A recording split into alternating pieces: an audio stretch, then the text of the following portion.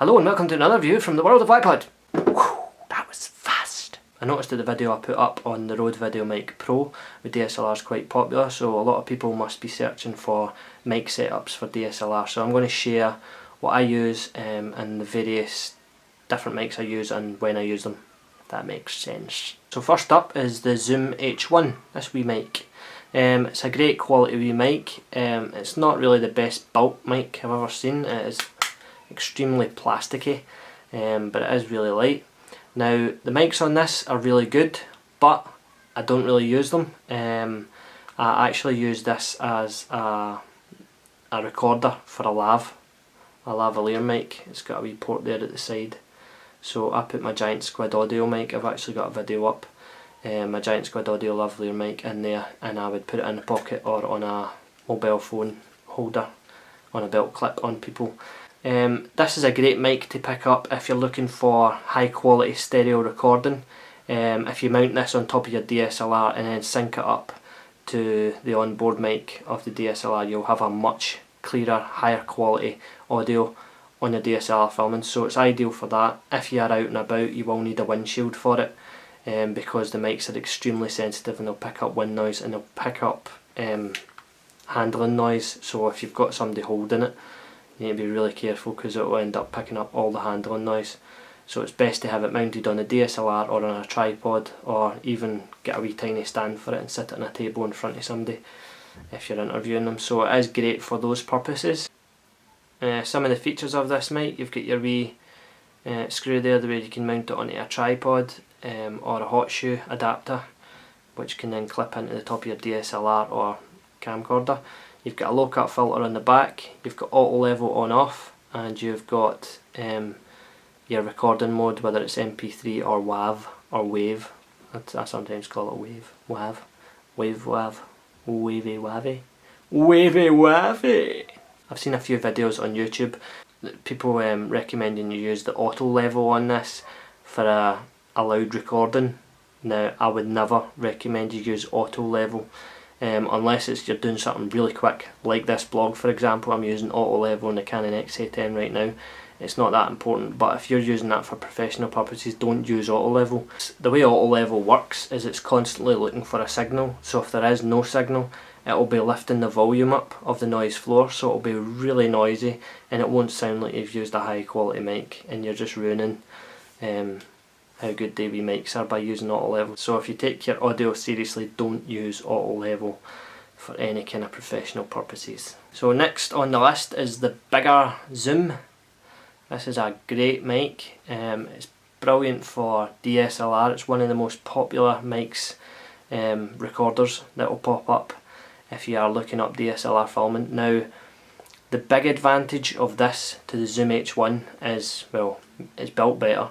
The mics have a cool feature where you can change the image, the stereo image, from 90 degrees to 120 degrees, which means you can either have it recording an image like that or like that. So if you've got a lot going on in front of you, you can, a random bit of dust. Now if I was recording a choir or a band or something like that, I would always use the Zoom H4N, mainly because it's got compressors and limiters more importantly, that you can apply when you're recording, so it stops it from clipping.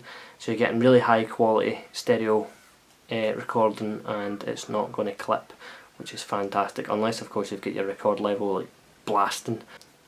The other cool thing about the Zoom H4N is when you plug it into a computer, you can use it as an audio interface.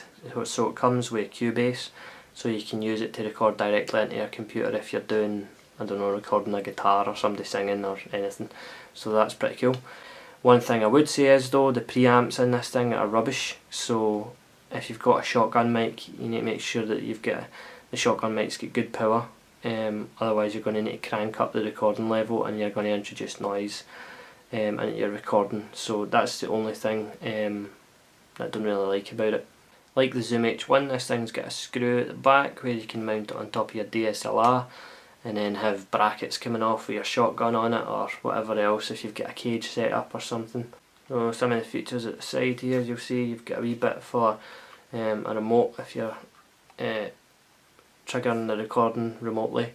You've got a headphone and line in, you've got volume, up and down, USB bit and the on off switch. And then on the other side you've got your recording level, what mode you're recording in, because it can record in stereo. The best thing about this is it can record really high quality WAV or wave again, 48 kilohertz, you can see there, 48 kilohertz 24-bit audio. So that's really what you want if you're doing any kind of recording. You want the highest quality audio you can record. So that gives you really good high quality audio format to work with, a lot better than MP3. Goodbye. And last up for DSLR mics is this thing, which I have a video of here. If you click on that you'll see my full review of this mic. Very good onboard mic. If you want to improve the quality of your audio directly in a DSLR, this is the easiest way to do it with one of these things. If you're able to change the recording level of your DSLR and put it right down really low and then use the plus 20 dB switch, you'll get really high quality audio directly into your recording, so you don't need to sync anything later. So that is definitely my best recommendation for that. The one thing is you need to remember that this is mono recording. It's a shotgun mic, so you're getting direct, you're not getting a stereo image. I've seen a lot of people in forums moaning that they're only getting like one channel of audio after they record with a shotgun mic. That's because it's mono, you need to remember that. This is not a stereo microphone, so you're not getting left and right. But as long as you've got a half decent video editor or audio editor, you can just split it left and right and just copy the same thing over and you've got a stereo image, even though it's a mono recording. That makes sense. So yeah, that's the three mics that I use currently with my DSLR filming. Very happy with them. I would highly recommend all of them. They all serve different purposes for me. If you have any more questions or I can help you out, feel free to comment below. More tips, reviews and all that jazz coming soon. Cheers!